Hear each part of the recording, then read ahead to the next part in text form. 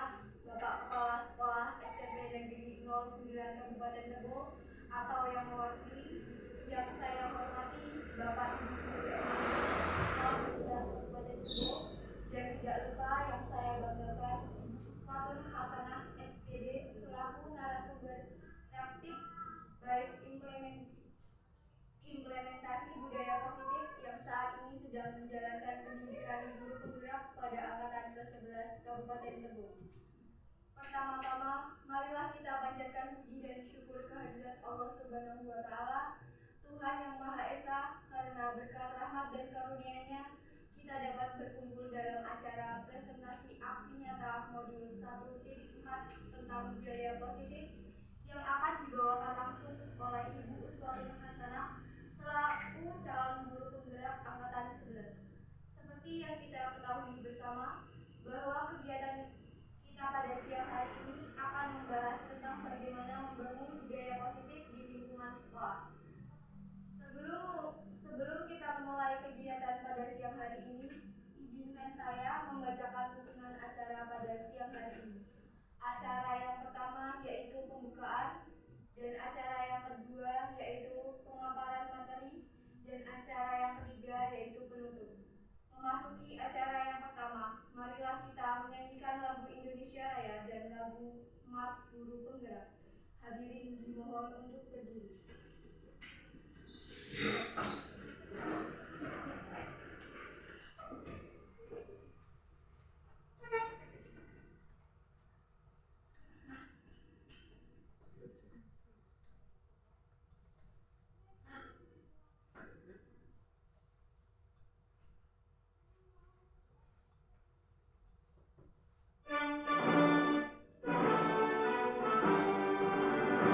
Indonesia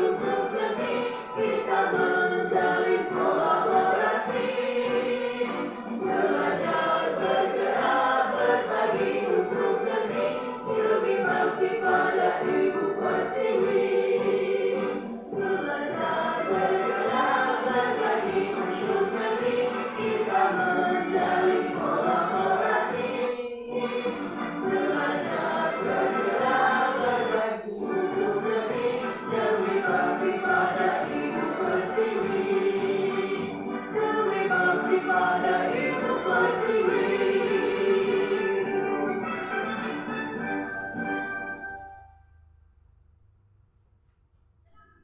Hadirin, dipersilahkan duduk kembali.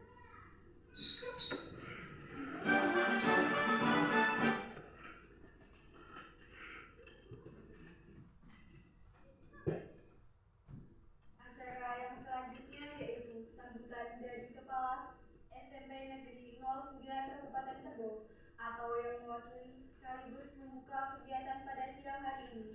Kepada Bapak kami persilahkan. Assalamualaikum warahmatullahi wabarakatuh. Waalaikumsalam warahmatullahi wabarakatuh. Selamat siang dan salam sejahtera untuk kita semuanya. Salam dan bahagia. Yang saya hormati Bapak Ibu guru SMP Negeri 09 Kabupaten Tebo. Yang saya hormati narasumber dalam hal ini Ibu Uswatun selaku calon guru penggerak angkatan 9 yang angkatan 11 yang pada kesempatan siang hari ini akan mengimplementasikan praktik baik tentang budaya positif di lingkungan sekolah. Pertama-tama marilah kita panjatkan puji syukur kehadirat Allah Subhanahu wa taala, Tuhan yang Maha Esa atas rahmat dan karunia-Nya. Kita dapat berkumpul di tempat ini dalam rangka melaksanakan kegiatan implementasi budaya positif di lingkungan kita. Sebagai lembaga pendidikan, sekolah bukan hanya tempat untuk mentransfer ilmu antara guru dan murid, tetapi juga merupakan tempat untuk membentuk karakter yang kuat dan positif pada setiap peserta didik. Tanggung jawab itu adalah tanggung jawab kita selaku pendidik untuk menciptakan lingkungan yang mendukung pertumbuhan dan perkembangan karakter tersebut. Pada kesempatan kali ini saya ingin menekankan pentingnya peranan kita semuanya, baik itu guru, staf maupun murid peserta didik dalam menanamkan dan mempraktikkan budaya positif di setiap aspek kehidupan sekolah. Pada kesempatan siang hari ini saya juga menyampaikan salam dan juga rasa hormat dari kepala sekolah yang berkebetulan pada siang hari ini tidak dapat bersama-sama kita berkumpul di siang hari ini karena suatu hal yang lain.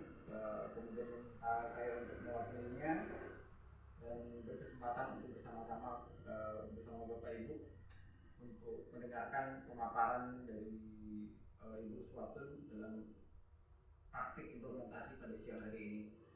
Dengan mengucapkan Bismillahirrahmanirrahim, kegiatan pada siang hari ini secara resmi dibuka.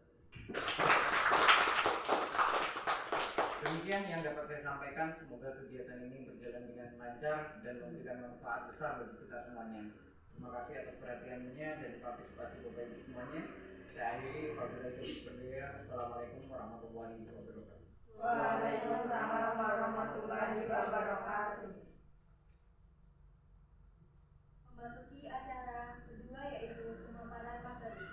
Baiklah, untuk memulai acara kita pada hari ini, saya akan mempersilakan Ibu Uswatun Hasanah untuk mempresentasikan aksi nyatanya.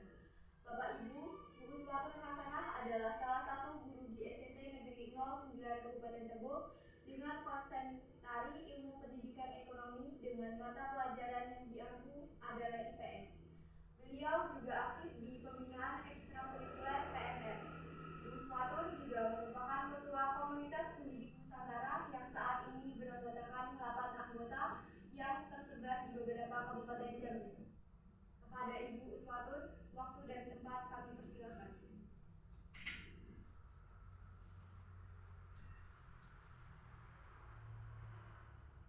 Terima kasih kepada moderator yang sudah memberikan waktunya. Baik Bapak Ibu, sebelum dimulainya presentasi, saya persilakan untuk menikmati hidangan ala kadarnya. Kita santai saja ya Bapak Ibu, silakan sambil dinikmati.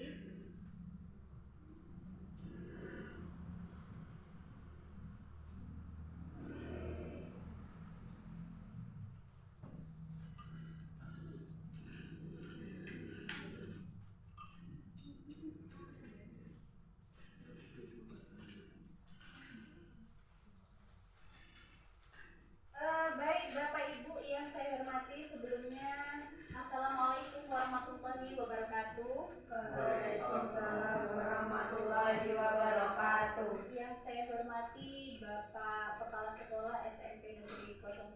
Kabupaten Tebo atau yang mewakilinya.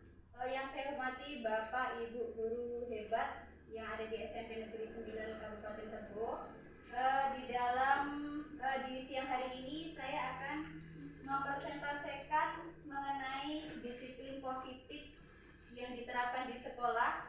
Namun sebelum kita masuk ke sesi materi tersebut, ada beberapa pertanyaan yang akan Bapak Ibu jawab secara bersama-sama ya Bapak Ibu.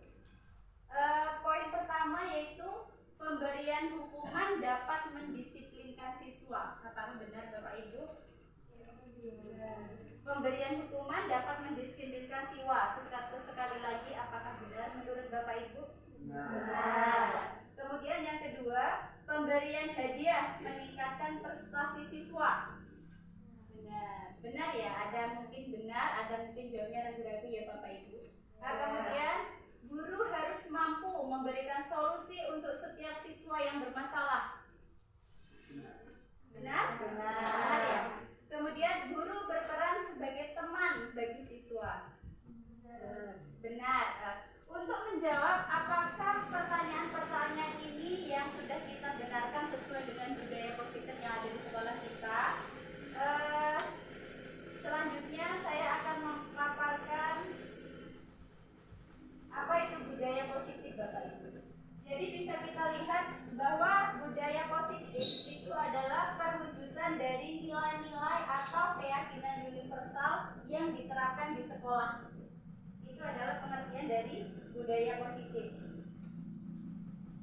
Kemudian konsep-konsep inti untuk menciptakan budaya positif itu ada beberapa poin Bapak Ibu. Yang pertama ada disiplin positif, kemudian ada motivasi perilaku manusia, kemudian keyakinan kelas atau sekolah, kemudian ada kebutuhan dasar manusia, kemudian ada posisi kontrol seorang guru dan segitiga restitusi. Itu adalah konsep-konsep inti untuk menciptakan budaya positif pada sekolah Bapak Ibu.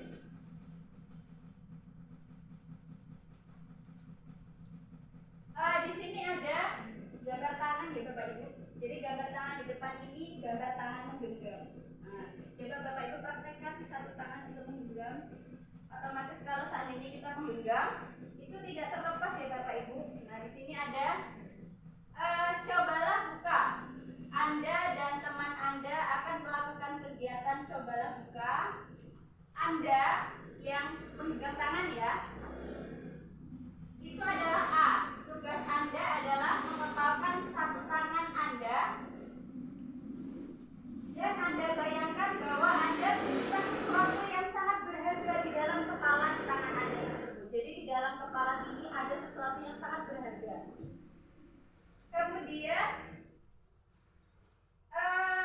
Anda perlu menjaga benda tersebut sekuat tenaga Anda karena begitu pentingnya untuk kehidupan Anda.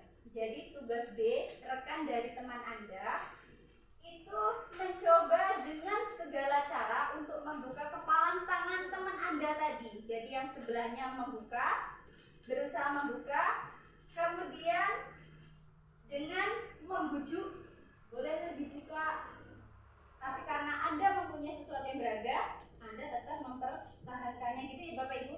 Kemudian boleh juga menghardik atau mencaci maki supaya tangan temannya dibuka. Nah itu tugas teman sebelah Anda. Kemudian boleh mengintimidasi atau dengan cara memarahi, menggoda, menggelitik, bahkan menawari Anda uang agar Anda bersedia membuka kepalan tangan. Tapi karena di dalam kepalan Anda ada sesuatu yang jauh lebih berharga, jadi apapun bentuk dari godaan teman sebelah Anda, maka Anda akan tetap mempertahankan kepalan tangan seperti itu Bapak Ibu.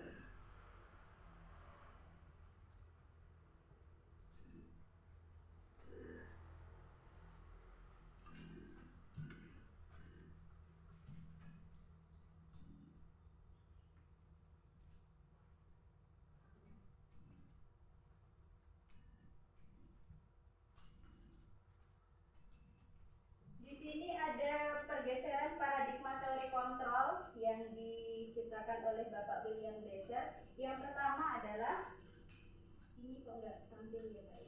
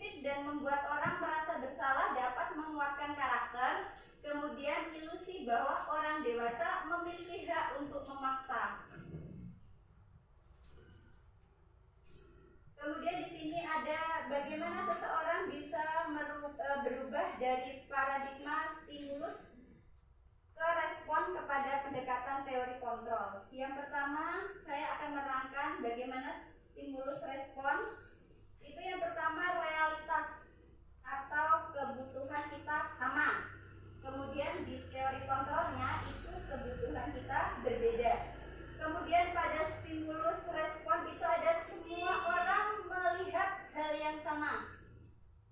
Di teori kontrol, setiap orang memiliki gambaran yang berbeda. Kemudian ada di stimulus responnya lagi, perilaku buruk dilihat sebagai suatu kesalahan. Pada teori kontrol, semua perilaku memiliki tujuan. Kemudian ada lagi, orang lain bisa mengontrol saya. Pada teori kontrol, hanya Anda yang bisa mengontrol diri Anda sendiri. Kemudian ada lagi dari stimulus respon itu, saya bisa mengontrol orang lain. Kemudian pada teori kontrol, Anda tidak bisa mengontrol orang lain. Pada stimulus respon ada pemaksaan ada pada saat bujukan gagal. Pada teori kontrol, kolaborasi dan konsekuensi menciptakan pilihan-pilihan baru. Yang terakhir, model berpikir menang atau kalah. Kemudian pada teori kontrol, model berpikir menang dan menang. Kemudian di sini ada disiplin positif Bapak Ibu, yaitu disiplin positif itu merupakan salah satu cara penerapan disiplin yang bertujuan untuk menumbuhkan kesadaran serta memberdayakan anak untuk melakukan sesuatu tanpa sogokan, ancaman maupun hukuman Bapak Ibu.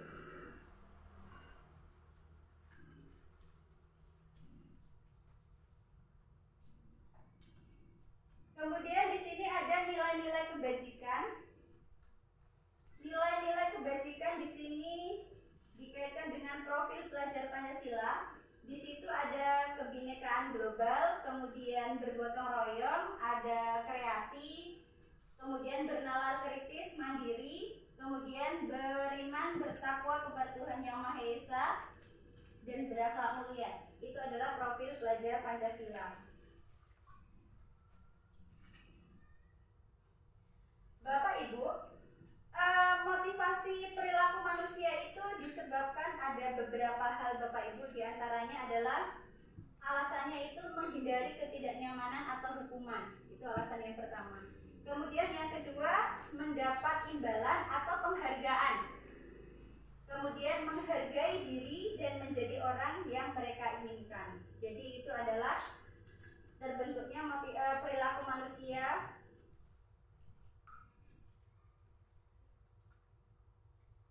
Nah, di sini ada Bapak Ibu, apa itu hukuman, kemudian konsekuensi dan restitusi ya Bapak Ibu. Bahwa sekolah kita itu setelah berjalan begitu lama, ternyata kita ini lebih ke mempraktekkan hukuman kepada siswa. Jadi mulai budaya positif ini, semoga nanti apa yang saya sampaikan bisa kita ambil kebaikannya, bisa kita ambil manfaatnya. Jadi ketika ada anak yang memang ada masalah dan lain-lain, kita bisa secara bijak menangani tanpa memberikan hukuman kepada anak tersebut Bapak Ibu. Jadi di sini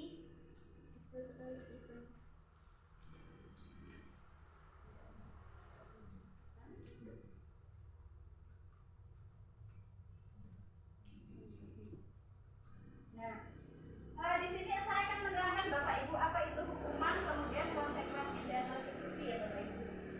Hukuman. Jadi yang dimaksud dengan hukuman itu adalah tindakan terencana. Berarti sudah direncanakan ya Bapak Ibu. Kemudian bersifat satu arah. Maksudnya satu arah itu adalah kita yang menentukan. Jadi kita sebagai seorang guru itu menentukan satu arah. Kemudian bisa berupa hukuman fisik atau kata-kata yang kasar, yang bahkan sering kita lontarkan kepada anak-anak. Seperti itu yang disebut dengan hukuman ya Bapak Ibu. Kemudian apa itu konsekuensi?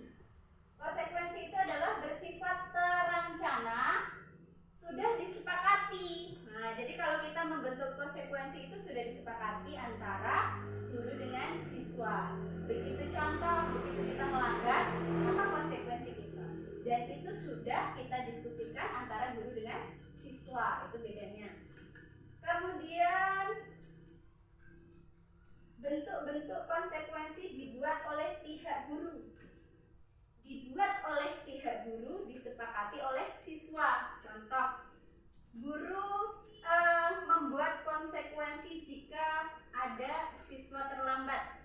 Jadi dalam kegiatan belajar ketika ada siswa terlambat, guru menerapkan aturan misalnya tidak boleh masuk selama jam pelajaran tersebut, dan itu disetujui oleh siswa.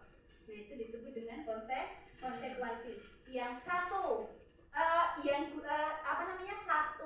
intinya tuh guru membuat konsekuensi, murid menyetujui. Jadi Bapak Ibu, itu perbedaan antara hukuman dengan konsekuensi yang tadi. Kemudian restitusi itu adalah proses menciptakan kondisi bagi murid untuk memperbaiki kesalahan mereka, sehingga mereka bisa kembali pada kelompok mereka dengan karakter yang lebih kuat.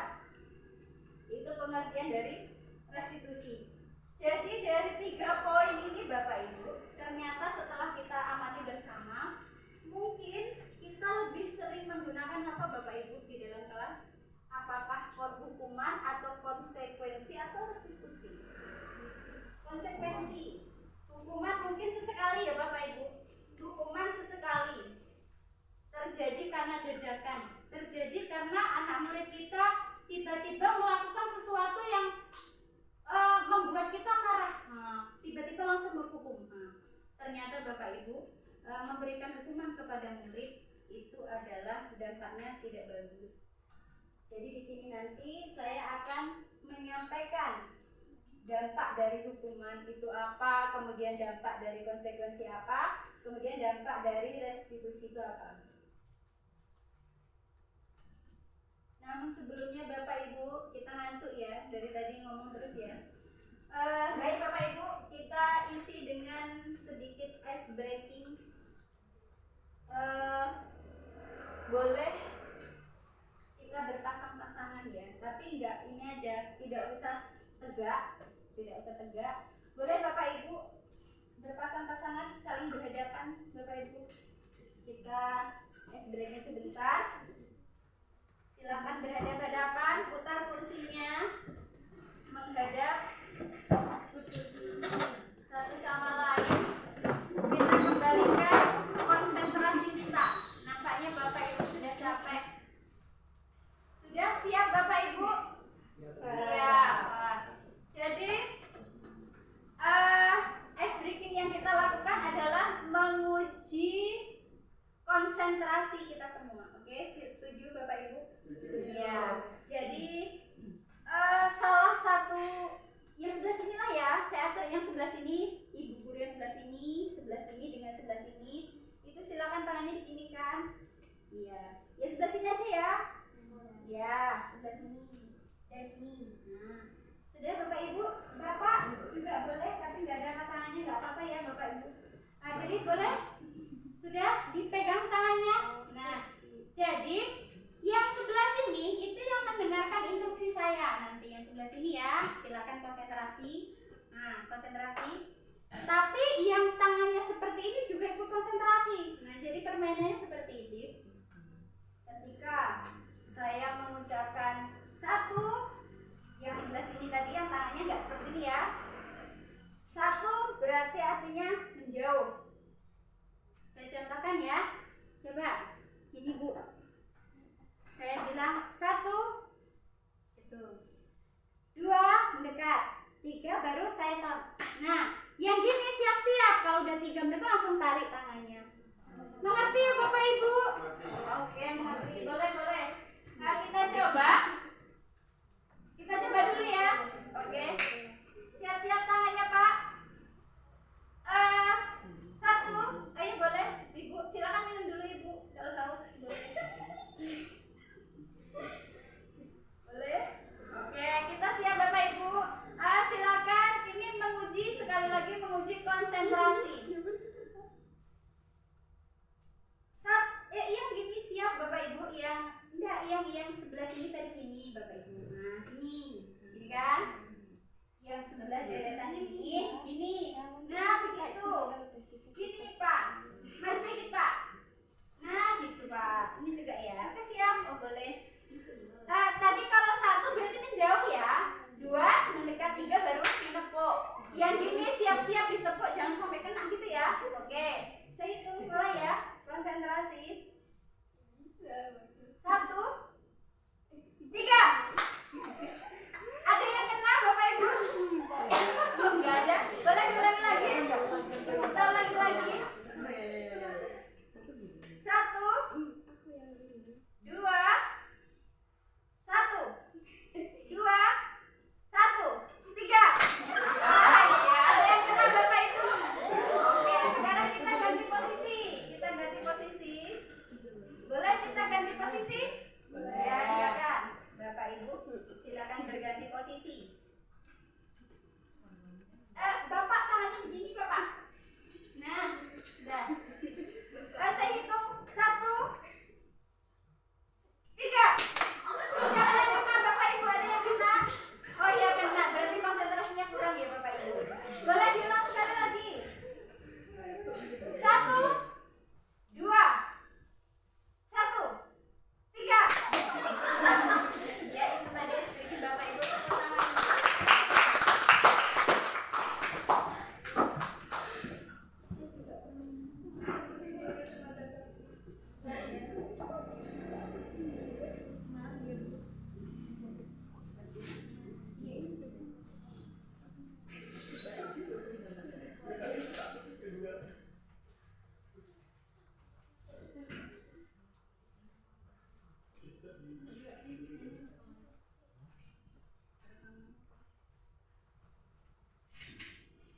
Baik Bapak Ibu, sambil menikmati hidangan ala kadarnya, saya lanjutkan lagi.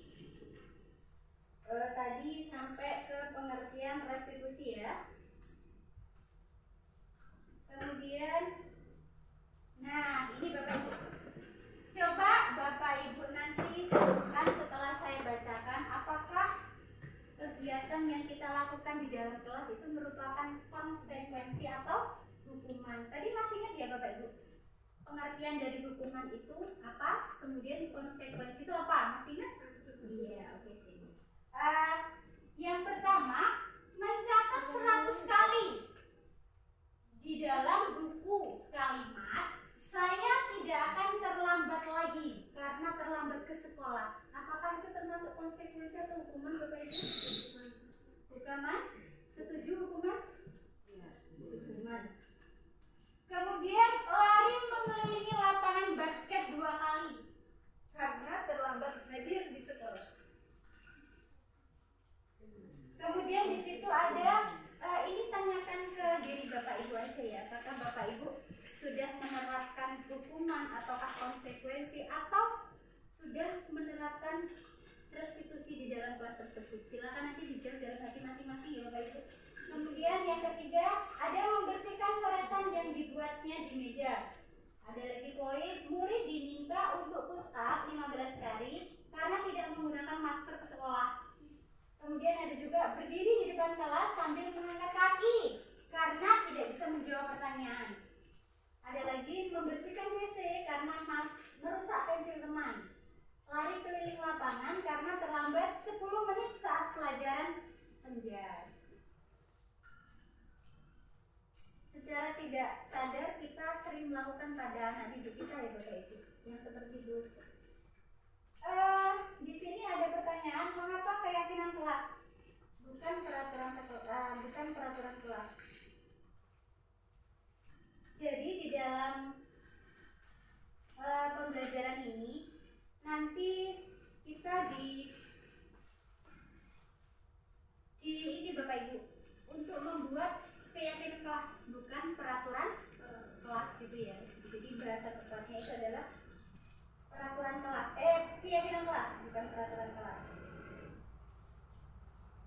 Di sini ada pertanyaan, mengapa kita memiliki peraturan tentang penggunaan helm pada saat mengendarai kendaraan roda 2 atau motor? Kemudian mengapa kita memiliki peraturan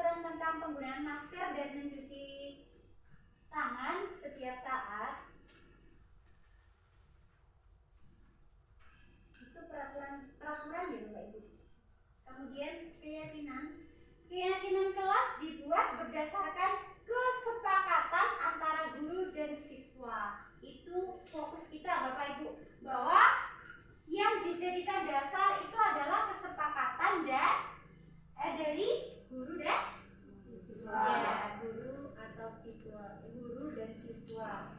Jadi ide dari guru dan siswa. Kemudian peraturan biasanya dibuat oleh guru, bersuka satu arah, itu bedanya. Kalau keyakinan, guru membuat, siswa membuat, sama-sama setuju, itu disebut keyakinan kelas. Kemudian kalau peraturan hanya dibuat oleh guru atau yang disebut dengan satu arah tadi. Nah, kemudian ini ada prosedur pembentukan keyakinan sekolah atau kelas.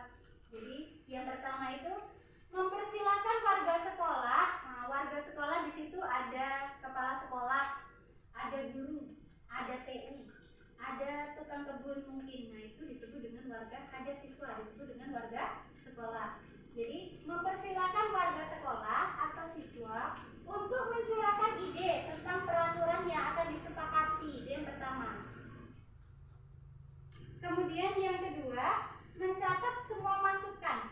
Jadi ide-ide dari siswa, dari seluruh warga sekolah itu dicatat semuanya. Ya kan? Jadi mendengarkan kemudian dicatat ya. Kemudian setelah itu mengganti kalimat negatif menjadi kalimat positif. Contohnya seperti ini Bapak Ibu. Terkadang kan kita dengan menggunakan bahasa yang biasa melarang. Jangan berkata kasar dengan teman, gitu kan? Biasanya gitu ya.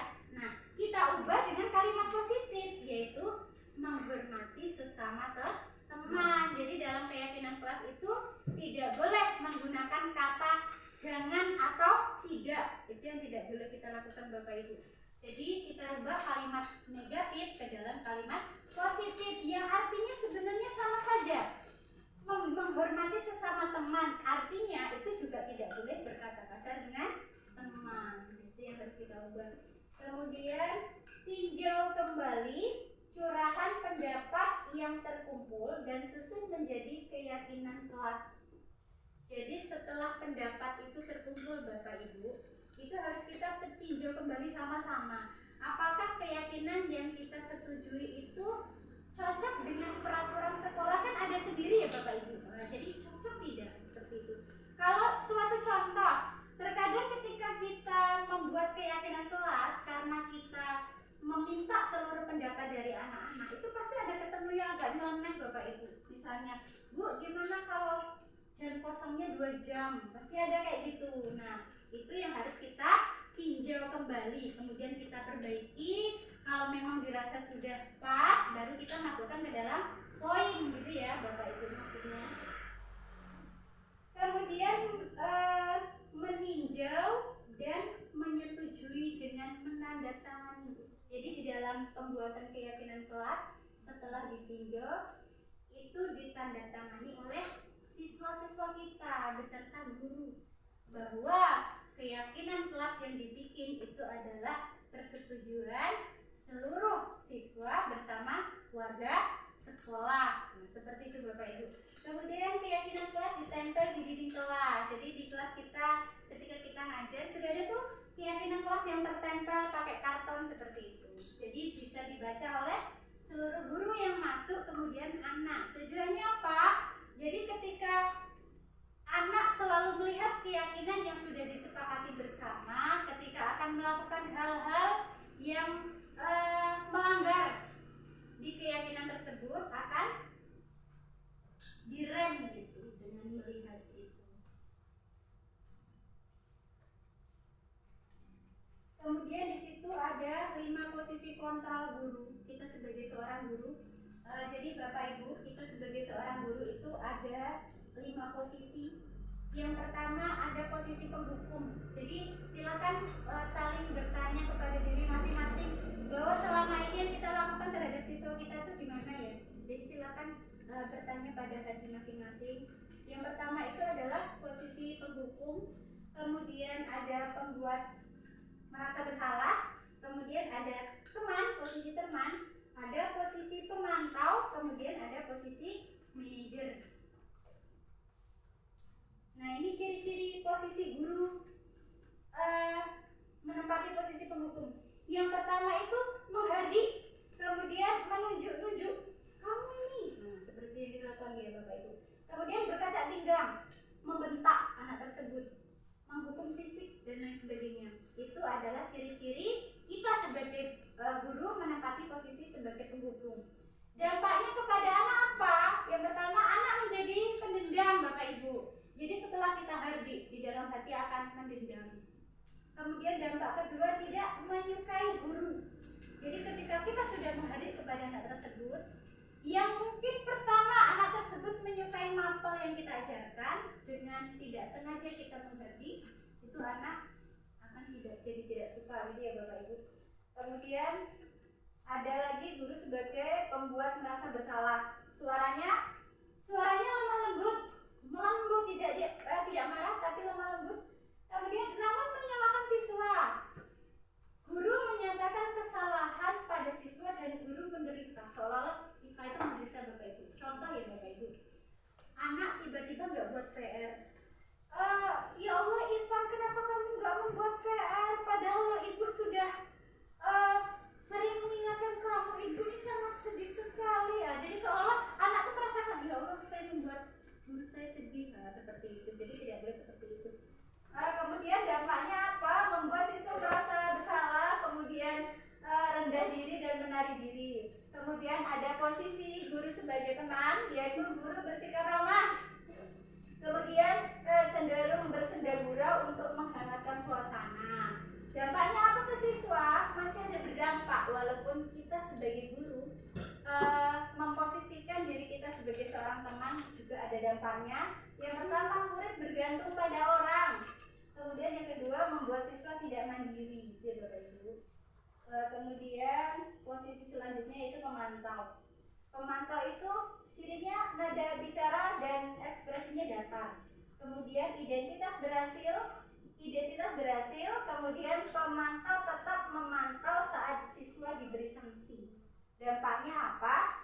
Yang pertama, menghitung hadiah atau hukuman yang diberi tanpa melihat nilai kebajikannya. Kemudian yang kedua, tidak sepenuhnya mandiri. Nah, ini yang kita tunggu-tunggu Bapak Ibu. Semoga kita semua bisa memposisikan sebagai manajer. Yang pertama, suara netral. Kemudian tercipta identitas positif atau berhasil. Mengajukan pertanyaan bermakna. Kemudian membawa siswa memecahkan masalah. Itu yang kita harapin bersama. Semoga kita semua bisa menjadi manajer, memposisikan menjadi guru manajer di antara siswa-siswa kita ya Bapak Ibu. Ini Bapak Ibu, saya contohkan ada video di mana di situ akan mencontohkan 5 kontrol dari 5 posisi kontrol tersebut.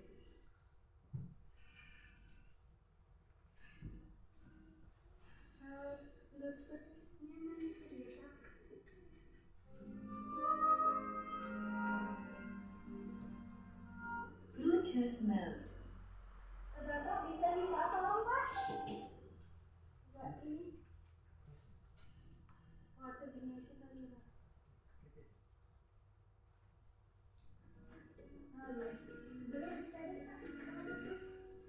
Bapak Ibu. Salam bahagia Ibu dan Bapak guru hebat. Dalam penerapan disiplin positif restitusi, salah satu program yang dikembangkan adalah 5 posisi kontrol. 5 posisi kontrol dalam restitusi adalah proses perjalanan seorang pendidik agar dapat mengenali dirinya. Pada video kali ini, kita akan membahas tentang 5 posisi kontrol yang dikembangkan oleh Diane Gosser dan contoh penerapannya.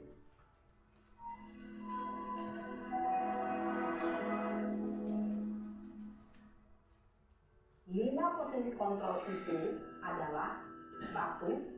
Posisi penghukum. 2. Posisi pembuat merasa bersalah. 3. Posisi teman. 4. Posisi pemantau atau monitor. Dan 5. Posisi manajer. Untuk lebih memahami kelima posisi tersebut, mari kita saksikan kasus Naren yang terlambat hadir 20 menit di sekolah dan melihat bagaimana kelima posisi kontrol dalam menghadapi masalah tersebut.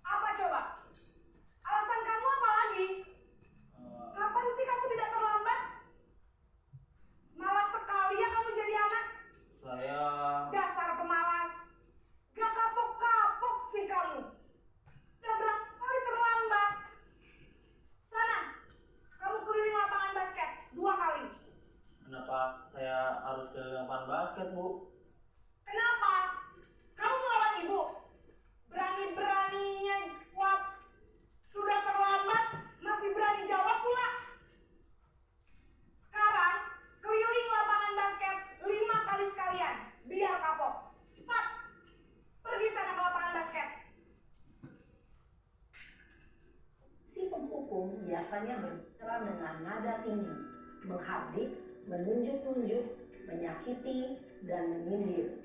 Hukuman bisa berupa fisik maupun psikis. Ibu dan bapak guru hebat. Dampak yang terjadi pada murid ketika guru berada pada posisi penghukum adalah murid cenderung akan memberontak, bahkan menyimpan dendam.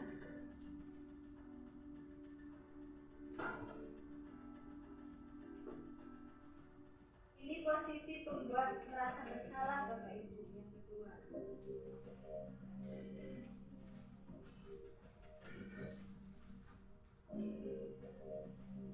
Naren!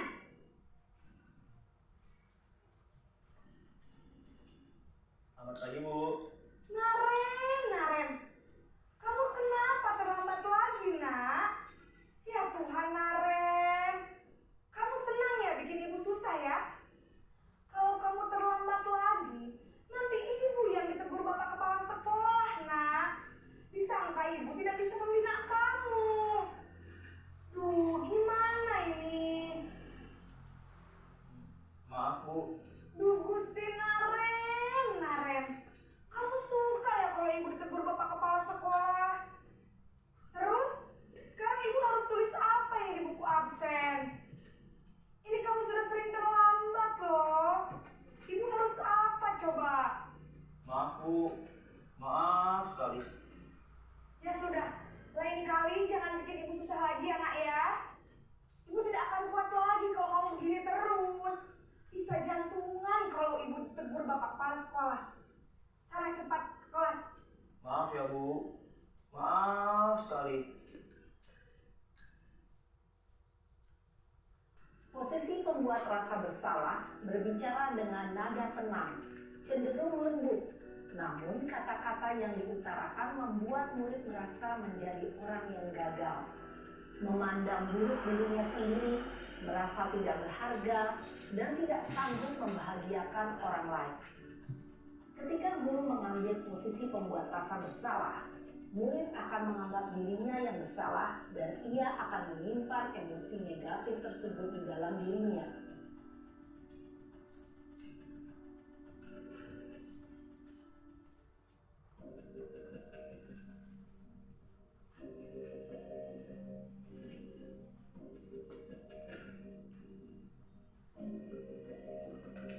Naren!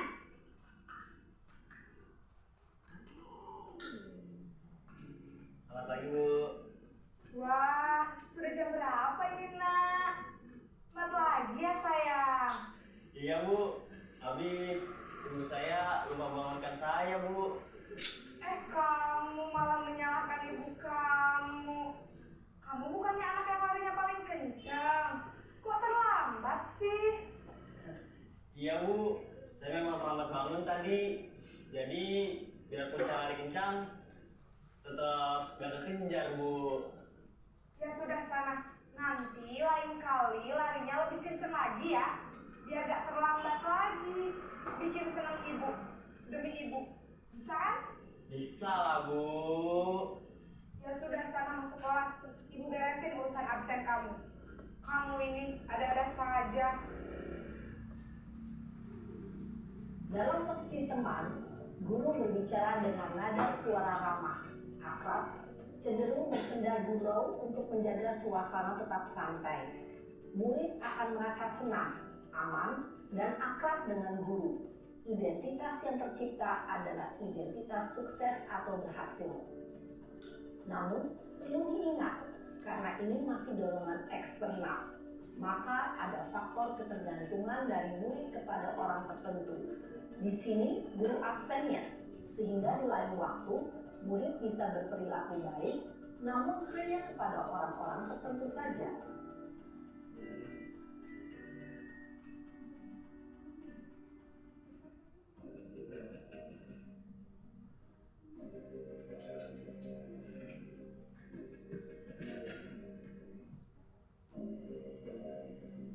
Naren!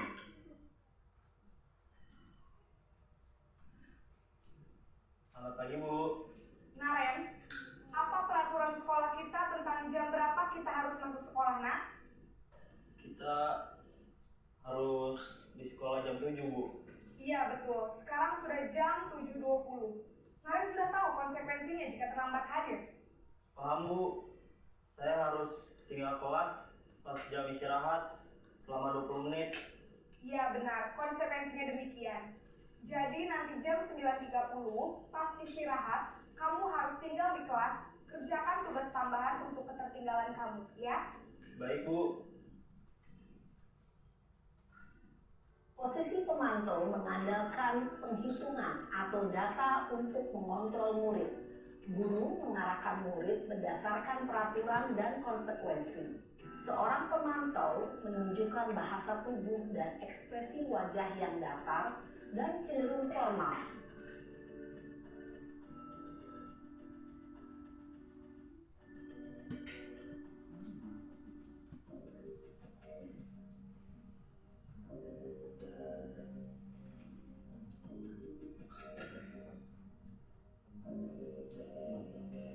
Naren!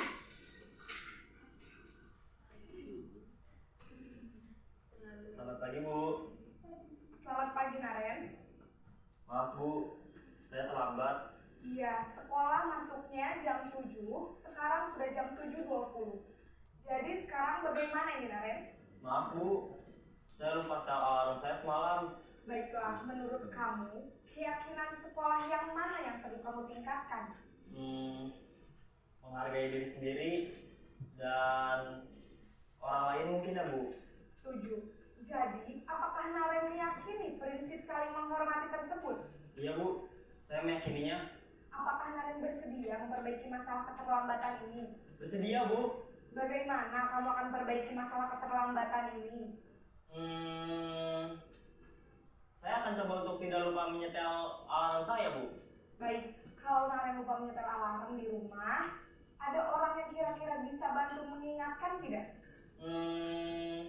Ada, Bu. Kakak saya, Kak Emma. Ada lagi selain Kak Emma? Selain Kak Emma, ada ibu saya. Baik, jadi yang mengingatkan Naren adalah Kak Emma dan ibu kamu ya? Kira-kira akan mulai setel alarm kapan nih Naren? Setelah pulang sekolah, akan segera saya lakukan. Baik, jadi Naren akan setel alarm untuk bangun besok pagi dan akan diingatkan oleh kakak dan ibunda Naren ya. Ada lagi yang mungkin perlu dilakukan Naren agar tidak terlambat bangun lagi. Tidak ada, Bu. Baik Naren, terima kasih untuk kerjasama kamu. Sekarang kamu perlu kembali ke kelas untuk belajar. Baik, Bu. Terima kasih. Posisi manajer adalah posisi kontrol yang disarankan untuk membimbing murid memiliki sikap disiplin yang positif, yaitu murid yang mandiri, bertanggung jawab, dan dapat memecahkan masalah. Tujuan dari posisi ini adalah agar murid dapat berefleksi atas tindakannya. Guru akan dengan tulus memberikan pertanyaan-pertanyaan bermakna, sehingga membuat murid dapat belajar dari kesalahannya dan mencari sebuah solusi untuk menyelesaikannya. Ibu dan bapak guru hebat, setelah mengamati adegan kelima posisi kontrol tadi, kira-kira posisi mana yang paling ideal? Posisi mana yang dapat menunjang motivasi intrinsik murid? Ya, tentu posisi manajer. Posisi ini memang posisi ideal yang ingin dituju setiap pendidik. Pada posisi inilah, guru dapat menerapkan disiplin positif yang berpihak pada murid, yang memerdekakan murid. Perjalanan seorang pendidik tentunya tidak mudah untuk sampai pada posisi seorang manajer. Namun, tujuan kita pasti, yaitu menciptakan murid-murid yang mandiri, merdeka, dan bertanggung jawab. Semoga penggambaran 5 posisi kontrol yang telah diperlihatkan ini dapat menjadi ajang refleksi bagi kita semua, agar dapat terus mengasah dan menerapkan disiplin positif yang memerdekakan murid. Mari terus berlatih, semangat, selamat menerapkan. Salam dan ya Ibu dan Bapak Guru hebat.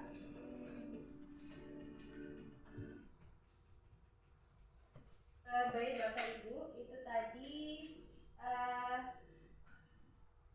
video dari kelima posisi kita sebagai guru. Kemudian saya lanjutkan lagi mengenai kebutuhan dasar manusia.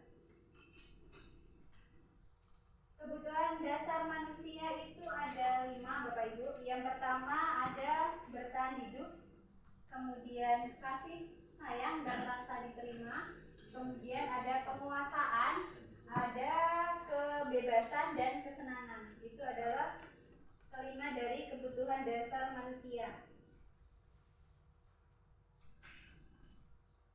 Di antaranya contoh-contoh adalah aku senang main kejar-kejaran dengan ibu guru, seru. Itu termasuk kebutuhan dasar manusia ya Bapak Ibu. Tapi ini bukan kita ya, bukan siswa kita mungkin, karena siswa kita sudah SMP Bapak Ibu. Mungkin ini terjadi di sekolah TK seperti itu. Kemudian ibu kejar aku karena aku ibu guru, karena ibu guru sayang aku. Kemudian ada lagi, aku hebat kan bisa bikin ibu guru kejar aku. Kemudian aku bosan belajar mewarnai terus di dalam kelas.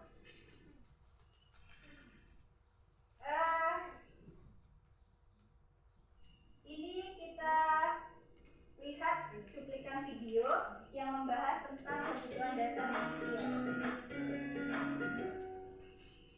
Salam dan bahagia Ibu dan Bapak Guru hebat. Untuk membangun budaya sekolah yang positif dengan lingkungan yang aman dan mendukung murid untuk menjadi pribadi yang berdaya, seimbang, dan bahagia, salah satu upaya yang dapat dilakukan oleh guru adalah memahami kebutuhan dasar yang mendasari perilaku murid. Pada video kali ini, kita akan membahas tentang 5 kebutuhan dasar manusia.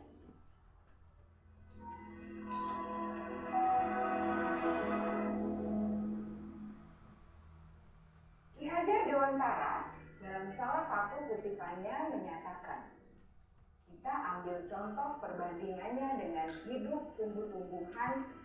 Seorang petani dalam hakikatnya sama kewajibannya dengan seorang pendidik yang menanam padi misalnya. Hanya dapat menuntun tumbuhnya padi. Ia dapat memperbaiki kondisi tanah, memelihara tanaman padi, memberi pupuk dan air, membasmi ulat-ulat atau jamur-jamur yang mengganggu tanaman padi, dan lain sebagainya. Ketika guru memahami kebutuhan apa yang mendasari perilaku murid, dan guru berusaha menuntun dan mendukung murid dalam memenuhi kebutuhannya secara positif, pada hakikatnya guru tersebut ibarat seorang petani yang sedang berusaha memahami kebutuhan masing-masing tanaman. Dan ia berusaha memenuhi kebutuhan tanaman tersebut agar dapat tumbuh dengan subur dan maksimal. Dr. William Glasser, seorang psikiater dari Amerika Serikat, menyatakan bahwa seluruh tindakan manusia memiliki tujuan tertentu, yaitu memenuhi kebutuhan dasarnya. Ketika kelima kebutuhan dasar telah terpenuhi secara memadai, maka murid akan tumbuh dengan seimbang dan bahagia. Sebaliknya, ketika kebutuhan dasar tidak terpenuhi dengan baik, maka seseorang akan mengalami emosi negatif, bosan, sedih, dan kecewa. Bahkan mereka dapat melakukan perbuatan yang bertentangan dengan nilai-nilai kebajikan atau melanggar peraturan. Dengan kata lain, perilaku buruk biasanya adalah respons dari kebutuhan yang tidak terpenuhi. Namun, mereka tidak tahu cara untuk menyampaikannya. Ada 5 kebutuhan dasar manusia menurut Dr. William Glasser, yaitu yang pertama, kebutuhan untuk bertahan hidup atau survival. Yang kedua, kebutuhan untuk merasa diterima atau love and belonging. Yang ketiga, kebutuhan akan kebebasan atau freedom. Yang keempat, kebutuhan akan kesenangan atau fun. Dan yang kelima, kebutuhan akan penguasaan atau power.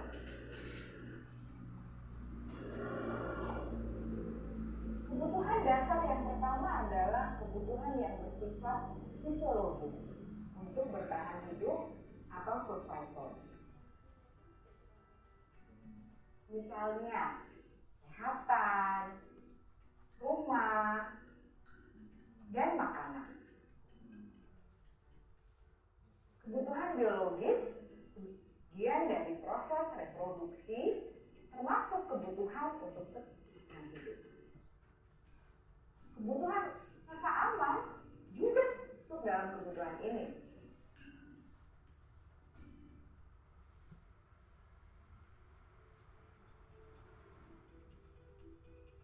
Agar murid dapat belajar dengan baik, kebutuhan mereka akan merasa aman, pangan, sandang, dan papan harus terpenuhi. Bagaimana mungkin mereka dapat belajar dengan baik bila mereka datang ke sekolah dengan perut yang lapar atau bila rumah mereka kebanjiran?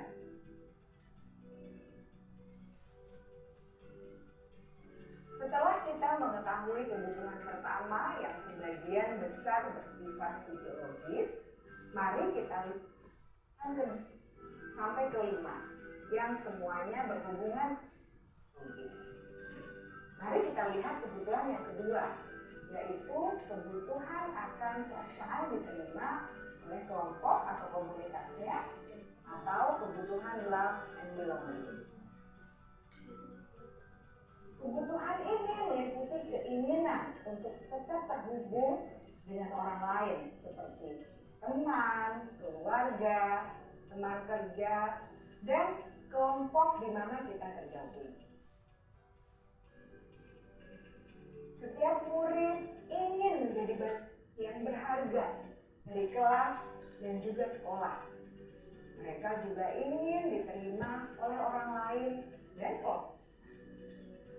Bahkan, murid yang terlihat paling cuek pun jauh di dasar hatinya pasti ingin merasa diterima. Sebagai guru, seharusnya kita dapat menerima murid kita apa adanya, sesuai dengan kodratnya. Karena mereka memiliki masing, sehingga guru seharusnya bisa menciptakan kesempatan untuk murid kolaborasi dan ikatan emosi satu sama lain. Murid memiliki kebutuhan untuk merasa biasanya belajar karena suka. Mereka juga suka, ya. Kebutuhan yang ketiga adalah kebutuhan akan atau kebutuhan membuat pilihan. Harus beri kesempatan untuk membuat pilihan dan bertanggung jawab atas pilihan yang mereka telah ambil. Memberi mereka kebebasan bukan berarti membiarkan mereka melakukan apa saja yang mereka mau, melainkan lebih memberi mereka kesempatan untuk membuat pilihan, melarang mereka dengan diri, dan memberi mereka kesempatan coba hal yang baru. Pembelajaran dengan metode yang beragam arif juga murid tentang kebebasan ini. Berikut di mana bisa dipilih oleh murid sesuai minat mereka, sangat baik untuk rangka murid menjadi lebih mandiri dan memiliki pasif indera. Karena kebutuhan akan kebebasan pada dasarnya kebutuhan untuk mandiri, memiliki otonomi, memiliki pilihan, dan arah hidupnya sendiri.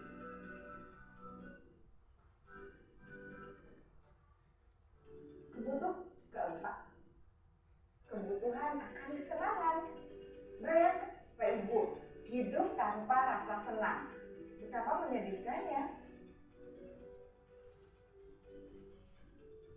Glasser menghubungkan akan kesenangan dengan belajar. Jangan sepelekan kebutuhan murid untuk merasa senang di kelas. sebagai guru, jangan ragu-ragu. Sukan menyenangkan dalam kelas. Murid-murid dengan kebutuhan dasar kesenangan yang tinggi ingin menikmati apa yang mereka lakukan. Mereka juga konsentrasi tinggi saat mengerjakan hal-hal yang disenangi.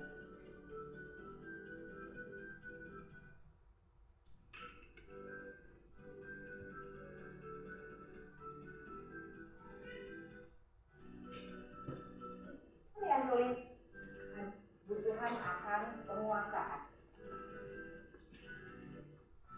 Murid ini kebutuhan rasa kompeten, menjadi terampil, diakui pencapaian dan keterampilannya,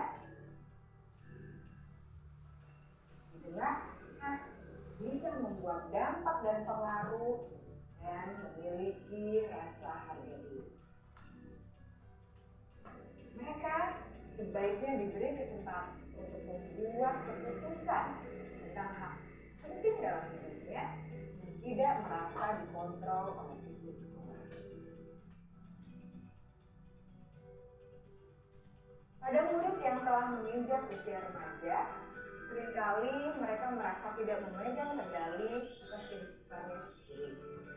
Guru kerap kali berpengaruh dalam mengambil keputusan. Murid memiliki dasar akan penguasaan tinggi. Biasanya selaku jadi pemimpin.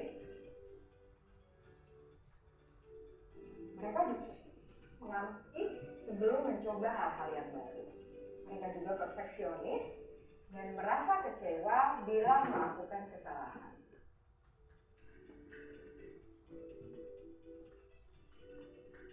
Ibu dan Pak Guru sangatlah penting bagi kita untuk mengetahui kebutuhan dasar murid-murid agar kita memahami alasan dibalik dan tingkah laku mereka.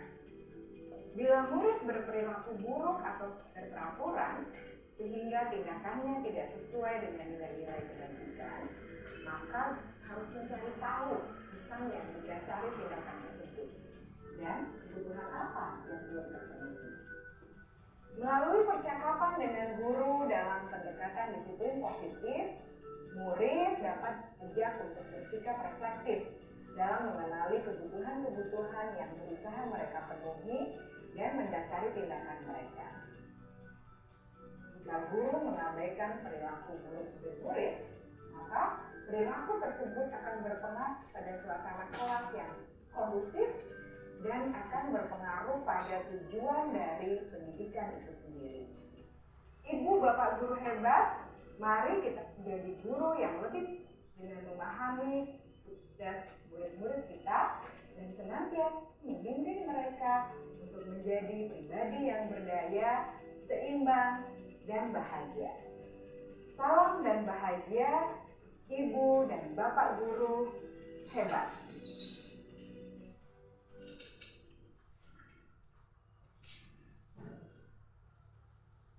Baik Bapak Ibu, itu tadi video penjelasan mengenai 5 kebutuhan dasar murid kita ya Bapak Ibu. Jadi untuk menciptakan kelas yang menyenangkan itu kita butuh mengerti apa saja sih kebutuhan dasar murid kita seperti itu. Kemudian kita lanjutkan sedikit lagi mengenai segitiga restitusi. Jadi segitiga restitusi itu suatu cara untuk menyelesaikan permasalahan yang sering terjadi di murid-murid kita. Yang pertama itu ada ini Bapak Ibu, ada validasi kebutuhan, kemudian menstabilkan identitas, kemudian ada menyatakan keyakinan. Jadi ketika ada siswa-siswi kita yang bermasalah, langkah pertama yang akan kita ambil itu adalah pertanyaannya seperti, kamu tentu punya alasan mengapa melakukan itu. Jadi kita tidak boleh langsung menghati ya Bapak Ibu. Jadi kita tanyakan dulu kenapa mereka melakukan hal seperti itu. Kemudian pertanyaan kedua yang biasanya kita bisa berikan ke anak tersebut itu, adakah cara yang lebih efektif untuk kamu butuhkan. Nah, jadi seperti itu. Kemudian poin yang menstabilkan identitas itu kita bisa memberikan pertanyaan berupa setiap orang, bukan ini ya penguatan ya, setiap orang pasti pernah melakukan kesalahan. Jadi perkataan seperti itu yang terucap dari kita sebagai guru akan membuat anak tenang, tidak benar-benar merasa bersalah. Jadi mereka berusaha akan tetap menjelaskan alasannya kenapa mereka berbuat seperti itu. Kemudian bisa juga kita katakan bahwa kamu bukan satu-satunya yang pernah melakukan ini dan itu. Jadi kita gambarkan bahwa kita juga pernah melakukan hal seperti itu gitu. Kemudian poin yang ketiga ada menyatakan keyakinan. Yang pertama kita ingatkan untuk nilai-nilai atau keyakinan yang sudah kita yakini bersama-sama, yaitu dengan mengingatkan kepada anak nilai-nilai apa yang telah kita sepakati. Kita tanyakan kepada anak tersebut. Kemudian bisa juga kamu ingin menjadi orang yang seperti apa. Nah, itu tahap-tahap dari penyelesaian segitiga masalah menggunakan segitiga restitusi.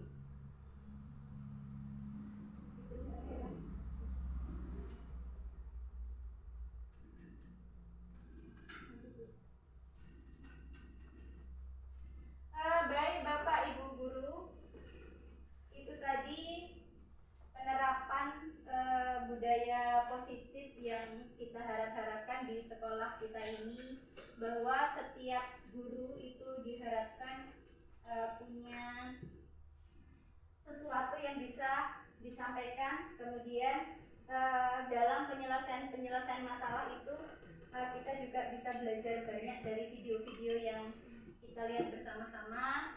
Terima kasih atas waktunya Bapak Ibu yang sudah mendengarkan apa yang sudah saya sampaikan. Mudah-mudahan dari apa yang saya sampaikan ini kita bisa belajar sama-sama, saling mengingatkan, saling berbagi ilmu kepada Bapak Ibu guru. Saya ucapkan banyak terima kasih. Itu tadi yang dapat saya sampaikan Bapak Ibu. Jika ada kurang dan lebihnya dalam saya menyampaikan materi, saya mohon maaf sebesar-besarnya. Saya akhiri. Wassalamualaikum warahmatullahi wabarakatuh. Waalaikumsalam warahmatullahi wabarakatuh.